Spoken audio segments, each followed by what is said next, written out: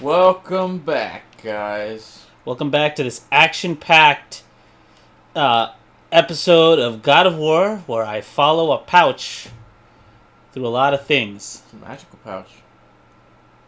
Oh my god. It's a pouch of your memories. Gameplay, everybody. You were just talking about that movie, that DC, what is it called? Revenge of the Joker. Batman Beyond Revenge of the Joker. And I was just going to tell you that a lot of people say that DC's animated movies nowadays is really their strong suit. Yeah, it definitely is. Because they're like live. The issue is always like, man, why can't their live action be like their cartoon version? There was like a Justice League movie that people liked, and even just recently there was a Suicide Squad movie that came out, that not the real life one, the animated one that people really liked. And then just again they fucking put out like, what was it, Batman Ninja or something, and people seem to like that. Oh my goodness. Yeah, I have my problems with that from the get-go, because it's like, not ninja.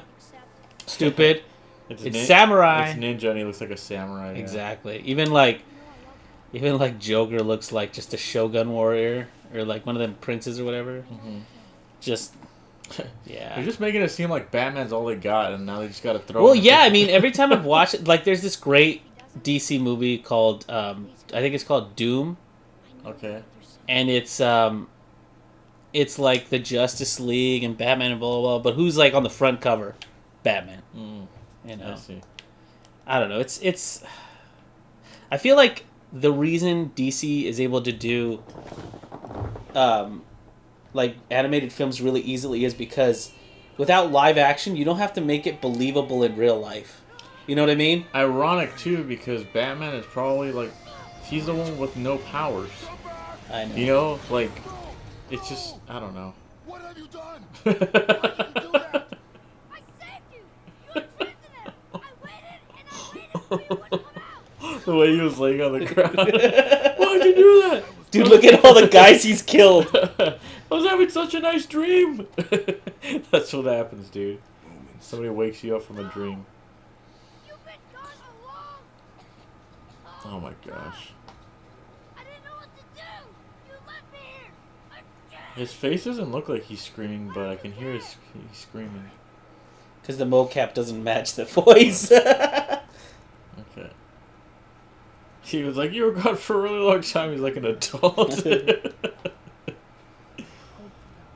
You missed the best years of my life, father. Just fucking look at all the... Hey, where's your... Oh, look, your Look action. at all the bodies, dude. Your action. Oh, your son killed all those people? Apparently he's been around for a long time. Get your axe back. I'm going, hold on, as soon as he lets me do something. There we go. He'll call it back in a second, hold on. Oh, you don't get to do it? No, watch, he does this first. He's got to do this. Okay, so what are you doing? He charges it. God. That string is really going through a lot of... Yes, we just saw that. So now he goes, Nista! And he shoots out blue arrows. Lightning stuff. So now you could do this, and he shoots. Then he does like the bridge, see? Oh, he does the witch thing. And I could do this now. Thank you. That was cool. I like that they let you do that. Yeah. It's better. It's just better, Steve. Light bridges. Who invented light bridges? I want to say it was... Because I'm going to tell you right now, that's everywhere. Nista! Like Halo, those like light bridges. Wait, what do they call them? Somebody called them hard light. Where's that from? I don't know. Does that sound familiar to you? It does sound familiar. Yeah. Even like Portal 2 to some extent had like those bridges that would look like light. Remember Yeah. that? You put them through the portals. But they were more like tubes. One of those space age things called tubes. They were just straight up light portals, remember? And you had to shoot like portals to make them go across each other. So you could step on them? Yes. You're right. Sorry. Man, I love Portal. That was a great game. The first one? The second one too, but the first one just had a very well-contained story, you know what I mean? Yeah. I'm bummed actually that they like retconned it and everything. Well, it's that's what happens with sequels. Sequels are made for fans. Yeah. So they have to really pander to people that like the stuff in the first game. So yeah, it's like, oh, you like this in the first game? Well, now we gotta now we gotta mess it up. Well, not even that. Just like, oh, crank it up to 11. You like GLaDOS? Well, we're giving you more GLaDOS. We're giving you so many GLaDOSes. We're gonna give you a second GLaDOS. Mm-hmm. We're gonna give you human. We're gonna GLaDOS. give you so many GLaDOS. We're gonna give you human GLaDOS, and we're gonna give you her origin, and we're gonna give you her secret past. When it's like, if you're playing Portal 1, you're like, I don't give a shit. I like that she has a mystified past. I don't care. You know what I'm saying? Like, Yeah, I get that. I get you. I totally get that. I guess. But but you know what's cool about that? You don't have to do any of that. If you want, you can discover her story, or you could just not even bother. I remember that part of her talking to the guy in the intercom. Johnson. Cave Johnson. I remember the parts with her talking to him were like almost cringy to me the second time I played it. I will say this. I liked it the first time. Don't get me wrong. And I think that's another problem with sequels is like, oh, you like them the first time, but they don't have a lot of replay value. But yeah, whatever. You know what was cool? Like, I don't know if anybody here wasn't around for the first Portal. Like, I gotta say, you missed out because if what was cool. Not born yet, yeah. Sure. No, if you weren't around for the first Portal, they had this great website where you could actually go to, the laboratory for Portal was called Aperture Science Center, and it had a fake website. Yeah. And what was cool is that in the game there was a part where this guy had written a password for the website. Yeah. That was so cool. Yeah, you know what's crazy too is like people found that on like 2 seconds. Like, how crazy is that? I know, right? It's so crazy. It's like, get a life. No, I'm just kidding. And then there was like there was a whole thing about it. Like you could discover a bunch of stuff in it. You could that's what I'm like saying. Information that's what I'm talking about. Like, that's the stuff for like fans, that really. Yeah. Like, and there's nothing wrong with that. That's cool. But again, that was all extra stuff. You didn't have to do it to play the game. Mm-hmm. Actually, to speed run the game, you could just avoid all of that. Mm-hmm. Yeah. And actually, some people figured out some really cool glitches trying to speed run that game. But minus those story elements and stuff, Portal 2 is still fucking great. I loved it. Did you like the co-op in that one? Yes, I did. We played it together, I believe. Yeah, we did. At one point. There was one point where it was like, there was an achievement where you high-five like a certain number of times. Yeah. That was an achievement. I thought that was hilarious. I think if Portal 2 was just the co-op, I still would have thought it was great. Yeah, I kind of think so too. There's no story. It's just Atlas and Peabody running around doing portals. I was like, this is what I fucking want. Like, no, you're right. This is totally a game. This is what I love. This is gameplay. This is what I love. This is what I need. You know what I honestly do love about that game? What? It's not just puzzles. It's puzzles and it's fun ass mechanics. Yeah. I think it's rare that you get something like that. Like, I think there's a reason there's no Portal 3. I think there's no Portal 3 because there's not a call for it. I think that's what it is. I mean, yeah, Valve hasn't made a new game in a while. But what I'm saying is that it would be hard to top something like Part 2. I think so too. Like, yeah. you would probably get to a point where like you're either reusing stuff or like it's just gonna be a tired concept. Yeah. Plus, like, as much as they tried to top, like the end of the first one. The way they ended it with like the little song and all that stuff, it was just so nicely done, and it became like this. It became like this cool little cult. Not, I guess it is a cult thing. The Cake is a Lie is like a fucking thing because of that game, dude. It was a big deal when it came out. And there's been so many people that have used it as like a little, what is it? Like a little mantra or a little inside joke. That I think that's what's made it such a good game, is it has its little inside jokes and everything. Yeah. But Portal 2 doesn't really have something like that. No, they tried to go big because of that reason. Like in the first game, when she's just like, "Oh, you killed me, you monster," or whatever. It's kind of funny. But in the second one, when it's like she's constantly saying that shit, it's like, yeah, it's not so funny. Yeah, it starts to become like, all right, I get it. You're pissed. That's you get you. it. Yeah. But They even tried to do something crazy. Like, if you haven't played that game, like, where have you been? But, like, I'm gonna spoil a little bit of it. At one point, like, Gladys is your partner, Yeah. but she's like a potato, Yeah. and that becomes like this inside joke. I didn't mind that as much just because I do like companions in games like that. I do when they're done correctly. Yeah. A lot of talking though. I I'm not a huge fan of that. Although it did have Stephen Merchant as Wheatley. Oh, that's right. Yeah. I totally forgot that part. Yeah. Stephen Merchant. If you don't know who that is, he works on The Office. He co-created The Office with Ricky Gervais, I believe. And it's funny too because I just saw extras, right? Right. And I was watching somebody streaming Portal 2, and I was like, "That's fucking the guy." Stephen McMerchant. That's who that is. McMerchant. No, it's. I'm kidding. Yeah. It's obviously not McMerchant. But yeah, it's funny. That's funny to me. And he does a good job. He does a good job for like trying to make a character lovable. He does a good job. It's difficult to do that. I will say it takes a lot of like inside jokes and all this kind of stuff to make that a reality. Yeah, it's just like those parts where he does funny stuff. Mm-hmm. It's not as funny the second time. You know what I'm saying? Like when he's like, "Oh, I can't do it if you're looking. Just look up. Just please turn around. I do it if you're looking." Yeah, that's not as funny. It becomes a chore the second, third time. You're just like, "Oh, I have to do this," or else he can't make his fucking joke. It's almost like it's the whole reason I didn't play the Stanley Parable.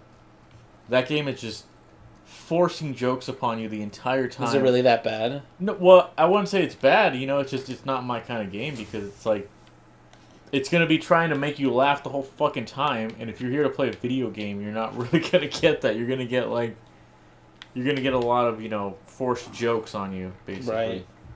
And you know what? As funny as jokes can be the first time, you got to remember the second and third time they're just not going to be as funny. Right. It has to be a comedic genius. Or you just, if somebody knows, you just got to give them a way to skip it. You know what I mean? Yeah, exactly. Like, yeah, that's what I'm saying. Like the Wheatley having to do stuff like meticulously, and you having to just wait there until he finishes it is just very like. Thank God it's only a couple of spots where that's the case. Yeah.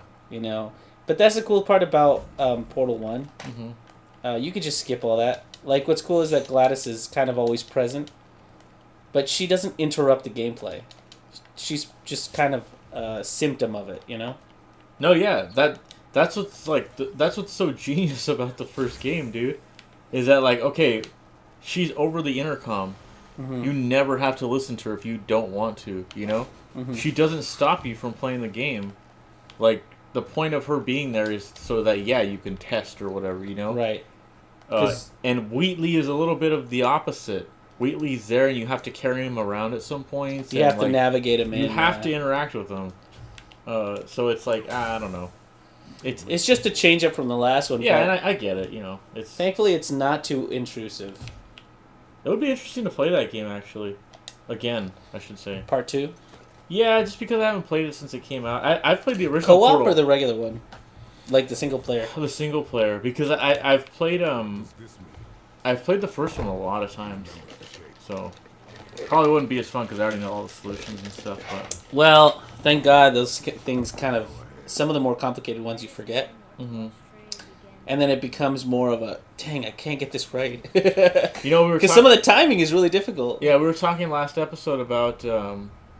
what the fuck were we talking about? Like, oh yeah, when you get stuck in a hard game. Mm-hmm. When it comes to puzzle games, I love that. I love when I get stuck in a puzzle game. Because throughout my day, I am going through life thinking about that puzzle. Right. I take that game with me everywhere, like in my head, like thinking, what the fuck did I do wrong? Mm-hmm. I gotta backtrack in my head, and I gotta figure out what's going on. That's how you know it's a good game. Yeah, I love that about it, man. I just like being challenged, like as far as like puzzles go. Like we played that. We play a lot of point and clicks, so Yeah, that's one, for instance. Like, but I was gonna say we played that game. What was it called? Safecracker. Safecracker. The Was ultimate, that it? Yeah. The ultimate puzzle game? Yeah. It's so like it calls itself that. That's I hilarious. just love the eureka moment, you know? Yeah. When it all comes together and you're just like, oh, that's it. I love that. I chase that. It's my high. I remember some of those were like ridiculously hard, Uh-huh. and it was one of the. I hate when they use old school puzzles. Like they use the.